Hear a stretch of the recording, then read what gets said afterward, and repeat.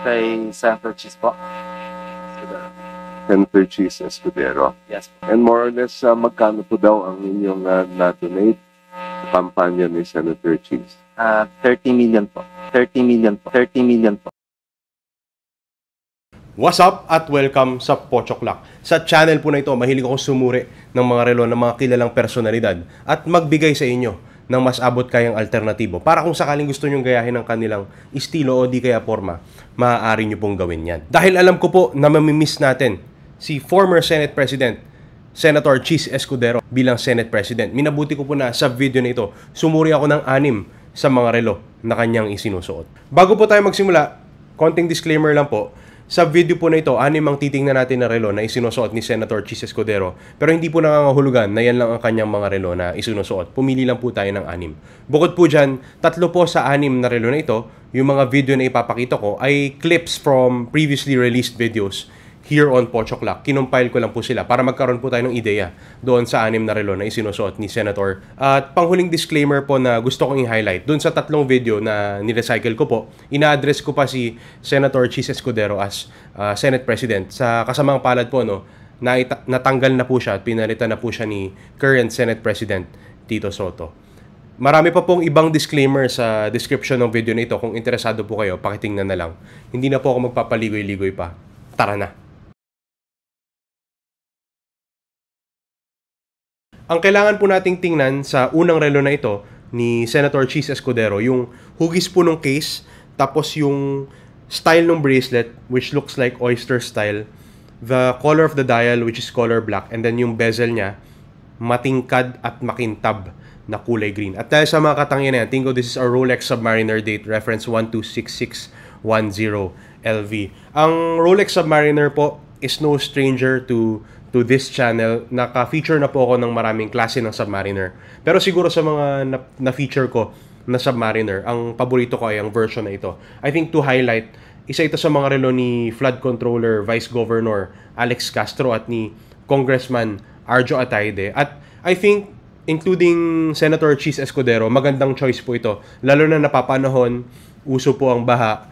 Kapag naka-enkwentro po sila ng mga sitwasyon kung saan babahain po sila at medyo delikado, hindi po sila mag-aalinlangan na gamitin ang Rolex Submariner reference 126610 LV, also known as the Starbucks. So ang relo po na ito, SRP is 644,000 pesos. Pero kung hindi po kayo prominent personalities, katulad ng mga nabanggit ko, Alex Castro, Arjo Atayde, Cheese Escudero, mahirap po na makakuha nito sa Rolex Boutique, kaya you would have to resort to the secondary market kung saan may mga seller po na ibebenta sa inyo to for up to 950,000 pesos. Magbabago po yan depending on the condition of the watch and the year of purchase. So dahil nga sa kamahalan, as I normally do on this channel, we're looking for alternatives. At ang napili ko pong alternative ay ang Citizen ProMaster, also known as the Kermit. So ang relo po na ito, yung reference number niya, ilalagay ko na lang. Pero napili ko po because of the color of the dial and the color of the bezel. Pati yung dive style, syempre, nung relo. But in terms of the concession, mahirapan kayo na itapat ang finishing nito doon sa finishing ng Rolex kasi napakalayo po ng price nila. And speaking of the price, hindi ko pa to nakita sa local market dito sa Philippines, but I've seen it on the secondary market in other places for in and around 28,000. Good condition na yan. So interesting po yung nickname nito, which is the Kermit, kasi yan po yung nickname nung previous Submariner reference na meron ding green bezel pati black dial. Yun nga lang, yung bezel nun was aluminum, so hindi siya kasing scratch resistant ng ceramic bezel na makikita nyo sa relo na tingin ko suot ni Congressman Arjo Atayde, Vice Governor Alex Castro, pati Senator Cheese Escudero. So ang relo po na ito, I think coming from Citizen, a very reputable brand, yung ProMaster line nila, I think can match Seiko in terms of the specifications, although syempre hindi siya kasing sikat ng Seiko, pero I still think magandang choice ang Citizen. Dito naman sa relo na ito, ang kailangan nating tingnan yung case shape, the bezel na makintab, the white dial, the 3 sub-dials at the 3, 6, and 9 positions with thick black outlines. At dahil sa mga katangin na yan, think of this Rolex Daytona reference 126500LN, nicknamed the Panda. So, ang relo po na ito, sikat na kaya hindi ko na masyadong sasabihin kung ano ang mga key characteristics. Ang kailangan lang pong matandaan nyo sa relo na ito ay chronograph. Pero karamihan po ng nagsusuot nito, lalo na yung mga sikat na mga personality, I doubt that they know how to use the chronograph. Comment below if you think otherwise. Ngayon, ang relo po na ito sells on the secondary market for up to 1.9 million pesos. Hindi ko na sabihin yung retail price niya kasi moot na po yan dahil hindi nyo naman makikita in store, and you can check my other videos for the retail price. Ang alternative po na naisip ko ay practically from the same house as Rolex in the Tudor Black Bay Chrono. The current iteration na I think nirelease lang ngayong 2025. No? So, kaya ko po napili ang relo na ito dahil sa chronograph functionality, the color of the main dial, and yung sub-dials niya itim nga lang. Yung relo po na ito, I think, bang for buck, ang ganda po. Kasi ang retail ng relo na ito, 323,500 pesos. At makita nyo to sa secondary for much less than that, no, if you look hard enough. And comparing that to the Daytona in terms of accessibility, ang layo po no ng 1.9 million pesos sa 323,500 pesos. But this is still quite a formidable watch. It's practically the same brand as Rolex. They make their own movements now. At ang Tudor po, I think in the last few years has really made a sort of a name for itself, pero mas accessible siya, not just in terms of price but also availability. So I think magandang relo po ito. Siguro magkakatalo lang ng konti when it comes to finishing. Seeing Tudor and Rolex side by side, personally, tingin ko po medyo malayo yung finishing nila. I think the quality control might be a bit where Tudor cuts quite a few corners para mabigay sa inyo yung accessible price point. Pero for a lot of enthusiasts out there, napaka-recognizable ng Tudor Black Bay Chrono. And I think, especially if you're an enthusiast, you're passionate about chronographs, on the top of that, may date pa ito. I think this is always a good choice.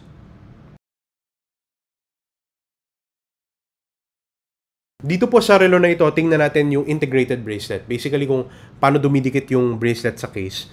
Yung case shape niya rin, even from this angle, mukha siyang TV shaped case. Tapos yung kulay nung dial and then yung nipis nung relo. At dahil sa mga katangin na yan, tingin ko this is a Patek Philippe Nautilus reference 5711A with the white dial. So, ang Nautilus, I think, needs no introduction. It's a very iconic watch. Napaka-flexible din. Gagamitin nyo sa isang formal event, gagamitin nyo casually in jeans or in shorts, gagamitin nyo sa office. I think mag-fit in ang relo na ito. Kaya suot po ito ng maraming celebrities, politicians. Kasi this can be a one-watch collection. So ang Nautilus, it's normally worn as a sort of a statement. Kasi pag suot ng mga tao ito, normally it's when they say or they're saying to you, I made it. Ako, I just like to wear the designs that I really like and watches that are very comfortable. So, ang relo po na ito, on the secondary market, I find it for up to 109,000 Swiss francs. Yan po ay halos 8 million pesos, very close. And it's a shame because discontinued na po ang relo na ito, so very rare na, it's hard to find, at napaka-mahal niya. Pero, Senator Cheese, hindi mo magagamit to sa baha. Kung tama man ako na ito ang relo na iyong suot sa specific instance na ito. Yan din po ang advice na binigay ko kay Senator Joel. So, ang Nautilus kasi has a water resistance of 30 meters at marami pong nagkakamali, no? Inisip nila na pwede kong dalhin 30 meters below surface ng tubig yung relo. Pero misconception po yan. So, for you to really know the water resistance capabilities of your respective watches, sinasuggest ko po na itanong nyo sa boutique or itanong nyo dun sa brand or mag-consult kayo sa watchmaker nyo. Kasi iba-iba po ang mga water resistance capabilities ng mga relo. Some watches put water resistances using different standards. So, maaari pong they mean differently. Although I think meron namang standard yan, you never know. So it's just better to be safe than sorry. Lalo na kung ganitong klaseng relo na sobrang mahal po, manghihinayang ako kung ako si Senator Cheese kung masisira ko ang Nautilus pag lumusong ako sa baha. So wag niyo pong gagamitin yan sa baha, Senator Cheese. Ang alternative po na naisip ko ay isang Casio, the MTP E735D 7AV. Napakahaba po ng reference. Obviously, hindi ko kabisado. Kaya lalagay ko na lang sa video na ito. At kaya ko po napili ito dahil sa case shape na parang may sa flanks niya meron din parang tenga na parang Nautilus ang dating. The dial color is silver but I think close enough to a white. That's as close to white as you get using other colors. And then the integrated bracelet style. In terms of the concession, kailangan nyo lang maging aware na quartz ito. The finishing is not going to be at that level and the bracelet will probably not feel as comfortable as a Nautilus 5711A. So ang relo po na ito sells on Casio's website for 5,940 pesos.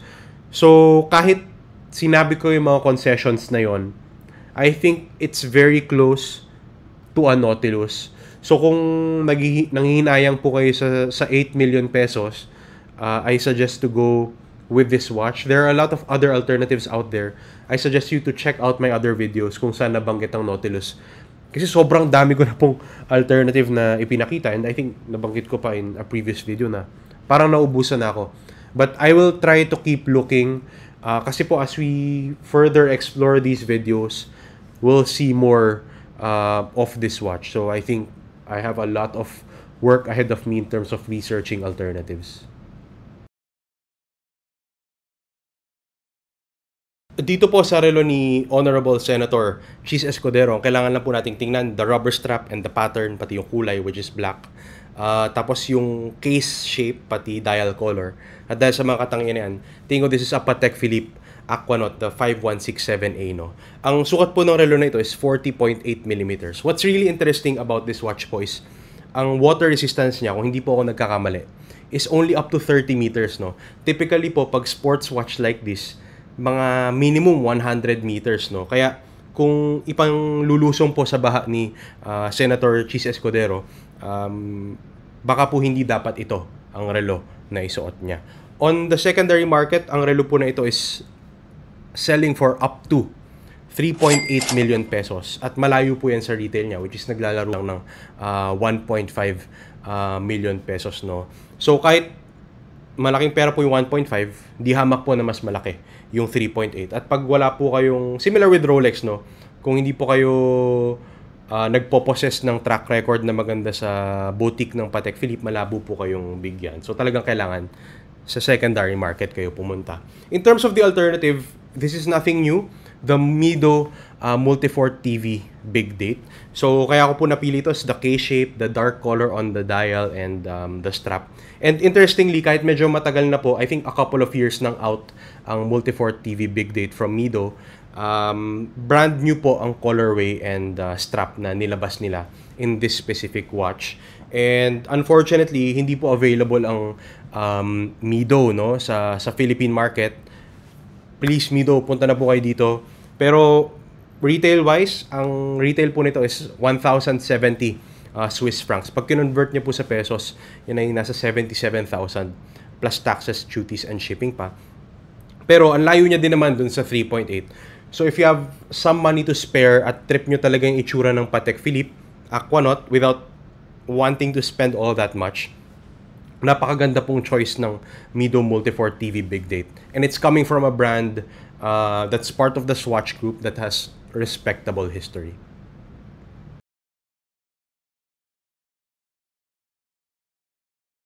So, ang tingnan po natin pagdating sa relo ni Senate President Cheese Escudero would be the pusher sa gilid. Tingnan natin yung dial, kulay itim yan. Mapapansin nyo merong tatlong sub-dial. At yung bezel niya is color silver. That makes me think that it's steel. At dahil sa mga katangian po na yan, tingin ko this is a Rolex Daytona, the reference 116520. Yan po ang previous generation ng mga Daytona. At gumawa na po ako ng mga alternatives or video para sa mga alternatives para sa Daytona. Kaya medyo kilala nyo na po siguro ang Daytona kung nanonood po kayo sa channel na ito normally, no? At hindi ko na po i-discuss yan. This is a chronograph. Patok na patok po ang Daytona. But this specific reference has been discontinued. On the secondary market, you can still find it for up to 1.35 million pesos. So, pag-usapan po natin yung alternative. Ang napili ko po ay ang Seiko Spirit SBTR 013. So, ang relo po na ito is a chronograph as well. Mapapansin nyo, black din ang dial. Yung format ng subdials the same. Yung bezel niya kulay silver din in steel. This watch, I've heard good things about this watch. Hindi nyo po ito makikita sa Philippine market in official channels dahil ito po ay isang JDM or Japanese domestic market model. I've heard good things about JDMs kasi po I think that they are better finished than the ones na pinoprovide sa ibang bansa, no? And may nag-comment po in a previous video about me making a video about JDM. So hopefully I can make that one in the future if I have enough information about JDMs, no, once I've held them in hand. But I've heard nothing but good things about JDMs. At marami pong variation ang relo na ito. Iba-ibang kulay ng dial, iba-ibang format ng subdials. Merong collaboration with transformers, for example. So, hindi po kayo makukulangan sa choices. And ang key concession lang talaga would be na quartz ang movement nito. Pati syempre yung level of finishing, kahit mas maganda pag JDM, will probably not be the same as the 116520 na nasuot ni Senate President Chis Escudero, no? Ang relo po na ito, you can find it in the secondary market for up to 15,000 pesos. Yan po ay brand new condition at kung may makita po kayo na used, I think it can go for much less than that, no? Marami po kayong options, just look hard enough sa Facebook Marketplace. I think even sa Shopee, meron po niyan. Kaya for me po, kung trip nyo ang Daytona ni Senate President Chis Escudero sa image na ito, hindi po kayo magkakamali sa Seiko Spirit chronograph line na JDM.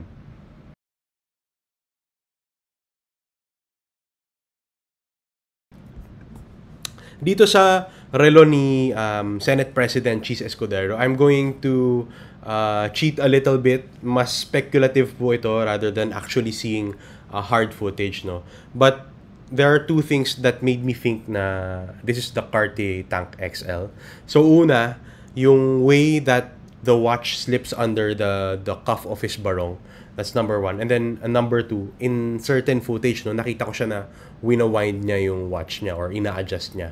And that means he doesn't use the watch all that often, or it could be that mahina ang power reserve. And that's why I thought this might be the Tank XL. I've talked about the Tank before, but not really in this configuration. The Tank must, in the current Cartier lineup, this is the only one with the date. So the date is at the 6 o'clock position, and it's the only one with a mechanical movement. The other variations come in quartz. I've seen this in the flesh and I've tried it on, and it's actually quite attractive, especially the guilloche pattern in the middle of the dial. And it's really Cartier when it comes to the design. Ang relo po na ito sa secondary market, pag hinanap nyo, it will cost you up to 240,000 pesos depending on the condition of the watch. And that would mean na maghahanap po kayong ng alternatives. And so the alternative that I have for you today is a bit different in the Hamilton Bolton Mechanical. So this watch, kaya ako to napili kasi the Roman numerals, the shape of the case, the blued hands, although ito walang date, and then it's not an automatic movement, and obviously the quality of the leather will not match that of the Cartier. But this one is of course going to be less expensive at 67,000 pesos, mga ganyang amount on the secondary market, plus taxes, duties, and shipping pa kasi we would have to import it. Wala pa akong nakitang ganito sa secondary market sa Philippines. But if you just want to go for that look, I think Hamilton is a brand that is part of the Swatch group na also has good heritage, no? So if you don't have the funds for a Cartier yet and you really cannot wait and want that look, I think the Hamilton Bolton is a good alternative. I serve at the pleasure, Mr. President, of the majority and understand and respect the decision of the majority of my colleagues. I hold no grudges. I hold no ill feelings. Ayun, nakakita na tayo ng 6 sa mga relo na isinusuot ni Senator Chis Escudero. At Kung tama po ang aking guess kung ano ang mga relo na ito, base sa kanilang mga katangian, maaari pong ibenta in total ang mga relo na ito on the secondary market for up to approximately 16.2 million pesos. At napakalaking halaga po ng 16.2 million pesos. Pero in terms of my favorite, ang pinakagusto ko po dyan, yung Cartier Tank XL. Kahit ito ang pinakamalit na fraction ng pie na 16.2 million pesos. Yan po ay dahil gustong-gusto ko ang styling ng Cartier Tank XL. In the current lineup of Cartier sa Tank Must, yan lang po ang relo na merong automatic movement. Meron itong date. Gustong-gusto ko po yung styling. It's classic Cartier with the Roman numerals. The cabochon on the crown, the rectangular size, and the classic black leather strap. Gustong-gusto ko po talaga ang styling ng Cartier Tank XL. At doon naman po sa alternatives, pinaka-paborito ko po dyan, yung Mido Multifort TV Big Date. Tingin ko po, ang relo na ito has its own history and heritage, courtesy of the brand Mido. Pero, malapit na malapit po ang look nito sa Patek Philippe Aquanaut. Kaya gustong-gusto ko po ang relo na ito. And it's very German in terms of the styling, lalo na yung big date sa 12 o'clock position. Pero opinion ko lang po yan. Kung iba po ang inyong opinion, kung tingin nyo merong ibang relo na mas angkop bilang alternative, let me know in the comment section down below. Kung nagustuhan nyo po ang video na ito, please do hit the like button. At kung trip nyo po yung ganitong klaseng content, pagsuri sa mga relo ng mga kilalang personalidad, panonood ng watch reviews, please do subscribe to the channel and hit the bell icon. Yun lang po. Maraming salamat sa oras ng panonood. Laters, yo!